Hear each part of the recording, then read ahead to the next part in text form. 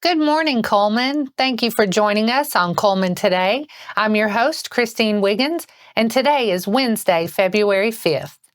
Coming up on Cullman Today, nursing mothers and jury duty, sweet grown Alabama, and the Baileyton Town Council meeting. All of this plus sports, weather, and more. Now let's take a closer look at the top stories happening in Cullman today. Cullman County Presiding Judge Gregory Nicholas recently issued a directive clarifying the status of nursing mothers called to jury duty. According to Nicholas, nursing mothers have always been excused in Cullman County, but a recent Alabama Supreme Court order prompted county court systems to define their policies in writing. Judge Nicholas said in a recent statement that an incident in another county caused some confusion, prompting the order for judges to adopt written guidelines to address the issue. And while a 2016 local rule already authorized court officials to excuse or defer jury service for a juror experiencing an extreme hardship, the order now specifically states that actively nursing an infant qualifies as a recognized hardship. Judge Nicholas included his hopes that the clarified order will relieve any anxiety that nursing mothers may have in our county who receive a summons for jury duty, and his understanding that sometimes a person is simply unable to serve due to a legitimate hardship. The Cullman Chamber of Commerce hosted a community luncheon this week. Deputy Commissioner of the Alabama Department of Agriculture, Tammy Allen, shared her insight into our state's agricultural sector, sharing the latest developments and highlighting the impact of the department's work. Allen presented to attendees Sweet Grown Alabama, a branding program launched to help Alabama citizens identify state-grown produce. The program offers more people the opportunity to support local farmers and thereby strengthening local agriculture economy. With generational farming on the decline, Allen says it's more important than ever to recognize the value of local agriculture. In this month's Baileyton Town Council meeting, council members discussed raising the cost of registration fees for youth softball, baseball, and t-ball by $10 per child, citing rising costs of paying umpires and maintenance. And in comparison to other local leagues, Mayor Wendell Callaway suggested the $10 raise, resulting in a registration fee of $55. Baileyton offers a discount for multiple children. February 2025 marks the beginning of a new term for the Baileyton Town Council, and per Alabama state law, every 4 years the council may vote to propose a raise for members of the office. The issue of a raise was presented to the council, who agreed unanimously to proceed with the current payment rate without increase. Other news discussed included a first reading of an ordinance concerning electronic ballot counters, Baileyton Bargain Days, and the possibility of additional warming centers in the community. The next Town Council meeting date will be Monday, March 3rd at 7 p.m. at Baileyton Town Hall. Coming up, Holly Pond topples Vinemont to win area title. Sports is next. Step into Cullman, where local heroes and community spirit shine. Introducing Community Matters Magazine from the Cullman Tribune, your guide to inspiring tales and community spirit. Celebrate our local champions and dive into the festivities at Christ Kindle Market. Feel the season's cheer and discover stories that inspire.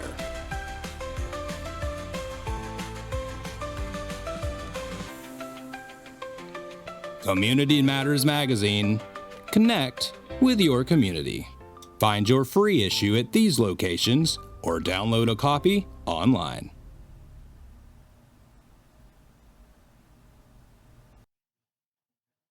Welcome back. In today's sports segment, let's take a Closer look at one of Monday night's local area championship games. After posting wins in the semifinals Friday night, Vinemont and Holly Pond were back on the court Monday night to play for this year's 3A Area 11 Tournament Championship. After a tight first quarter, the Lady Broncos outscored Vinemont 16-4 in the second quarter to create separation and fended off a late run from the Lady Eagles to secure a 54-42 win and the area title. The Lady Broncos built a 24-12 lead in the first half, and Millie McBee laid one in to make it a 26-12 game at the start of the third quarter. A pair of baskets from Reagan Robinson on the other end trimmed the lead to 26-16, but Holly Pond answered with an 11-0 scoring run to pull ahead 37-16 late in the third. Vinemont capped the quarter with three-pointers from Veda Yarbrough and Caroline Miller to cut the lead to 37-22 at the start of the fourth quarter. McBee drove to the rim for a basket, and Ava Thomas converted a three-point play at the free throw line to keep the Lady Broncos in front 42-24 early in the fourth. Robinson and McBee exchanged baskets to make it a 44-26 game, and buckets from Carly Stevens and Miller trimmed the lead to 46-30 midway through the period. Madison Butts knocked down four straight from the free throw line to maintain a 50-34 lead for Holly Pond late in the fourth quarter. The Lady Eagles made a late push to chip away at the lead, and Flanagan drained a three as time expired, but it wasn't enough to overcome the Bronco lead, and Holly Pond held on to win the 3A Area 11 championship with a 54-42 win. Thomas led the Lady Broncos with 19 points in the win. McBee finished with 12, Maggie Nail added 11, and Butts posted 10. Robinson led Vinemont with 14 points in the loss, and Stevens added 9. Holly Pond will be back home to host a sub-regional game on Friday, and Vinemont will be on the road for its sub-regional matchup. That wraps up sports for today. After the break, we'll bring you 4 stories in under 4 minutes, including St. Bernard's Senior Spotlight and Trip to the Capitol, a fire truck pull, and a severe weather emergency kit.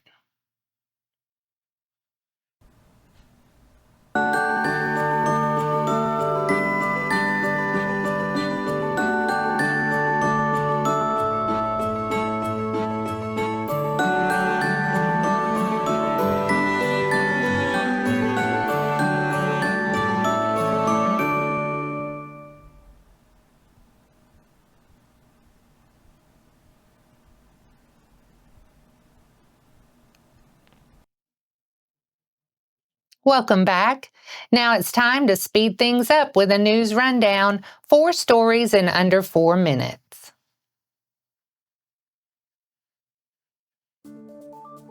In St. Bernard Prep's Senior Spotlight, we meet senior Joey Shadowins. Shadowins joined the St. Bernard Prep family in the 7th grade after completing 6 years at Sacred Heart School in Cullman. Now a senior, he manages a rigorous academic schedule that includes 5 AP classes, along with playing the trombone for the St. Bernard Prep Band and working part-time at a local jeweler.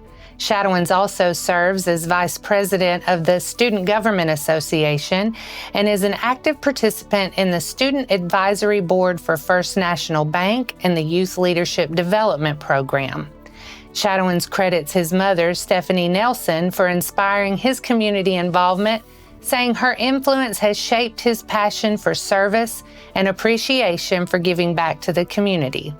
Shadowins has been accepted to the University of Alabama in Huntsville, Auburn University, the University of Alaska in Fairbanks, and the New York Institute of Technology. He's eagerly awaiting a decision from Vanderbilt University. Shadowins plans to major in physics and aspires to become the CEO of a science-based company or physicist, although he says teaching remains a hard maybe. Students from St. Bernard Prep School in Cullman joined thousands of pro-life advocates at the nation's capital for the annual March for Life, a demonstration of the sanctity of human life. Students attended Life Fest 2025 at Eagle Bank Arena, a pre-March rally filled with music, prayer, and inspirational testimonies. The program featured several impactful speeches, including remarks by Vice President J.D. Vance. In addition to the march, students enjoyed a Capitol tour, attended the St. John Paul II National Shrine, visited Washington's historic monuments and museums, as well as the Basilica of the National Shrine of the Immaculate Conception. The school's head of campus ministry, Sister Therese Lopez, said, "March for Life was more than an event. It was a mission, a chance to stand together in faith, pray for the protection of life, and proclaim the truth that every human being is invaluable." Victim Services of Cullman is hosting an exciting and unique fundraiser this year. The Pulling for Survivors Fire Truck Pull will be held May 3rd from 10 a.m. to 2 p.m. in the Wildwater parking lot. Teams of friends, families, local businesses, and first responders will unite to pull a fully loaded fire truck in support of survivors of domestic violence. Every dollar raised goes directly to Victim Services of Cullman, providing crucial resources to help those impacted by domestic violence find safety and healing. Wondering how you can get involved? Victim Services challenges you to get a group together to pull the truck as a team. Not an option for you, donations are accepted and appreciated, and you could always bring your energy and cheer on other teams as they give it their all. Watch teams compete in a high-octane showdown for bragging rights, prizes, and glory. Plus, there will be bounce houses, food trucks, and tons of activities for the whole family to enjoy. The National Weather Service of Huntsville is encouraging folks to create a Severe Weather Awareness Emergency Kit as we recognize Severe Weather Awareness Week. A well-equipped kit might include items like a flashlight and batteries, a first aid kit, and a battery-powered radio, amongst other items. The Alabama sales tax holiday weekend of February 21st through 23rd might save several dollars on an emergency kit creation or a refresh. And that's your 4 stories in under 4 minutes. Now for a quick break before we look at the weather ahead and pay our respects with obituaries. I'll be right back after this quick message.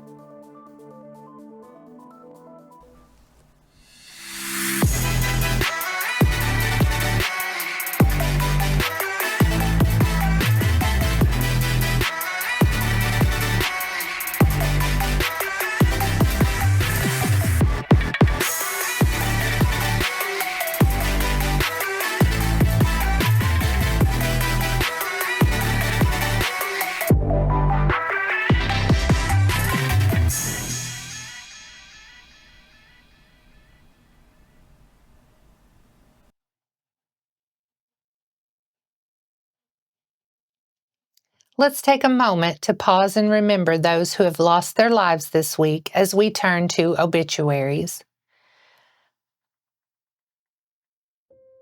Billy Faye Glover, 94 of Cullman, passed away. Funeral services will be at 1 p.m. tomorrow at Cullman Funeral Home Chapel with interment at Hopewell Cemetery.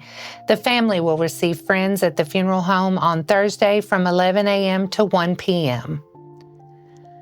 Dalton Lane Herforth, 25 of Vinemont, passed away on Sunday, February 2nd. Celebration of life service for Mr. Herforth will be today at 3 p.m. at Desperation Church. Visitation will be from 1 to 3 p.m. at Desperation Church.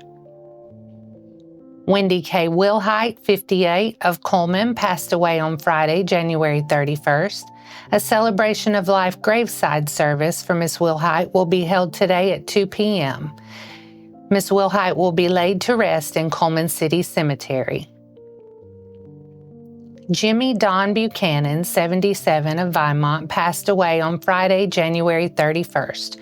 Funeral service will be held today at 2 p.m. at Cullman Heritage Funeral Home with burial at Flint Creek Cemetery. Visitation will be today from 1 to 2 p.m. at Cullman Heritage Funeral Home. Cora England Lowry, 83 of Cullman, passed away on Sunday, February 2nd. A reception and visitation will be held from noon to 1 p.m., with a memorial service to follow at 1 p.m. on Saturday, February 8th, at Cullman First Presbyterian Church. Our thoughts and prayers go out to their friends and families. Now let's take a moment to look ahead at your weather forecast. Today, showers are possible throughout the day and night with a high near 69 and a low around 59. Thursday, there's a 30% chance of showers after noon, otherwise partly sunny with a high near 74, and showers likely through the night with a low around 58. And that wraps up today's edition of Cullman Today. Thank you for sharing your morning with us. And remember to stay connected by following us on social media and visiting CullmanTribune.com for the latest from our community. We'll see you bright and early tomorrow morning at 6:30 a.m. I'm Christine Wiggins with Cullman Today. Have a wonderful Wednesday, Cullman.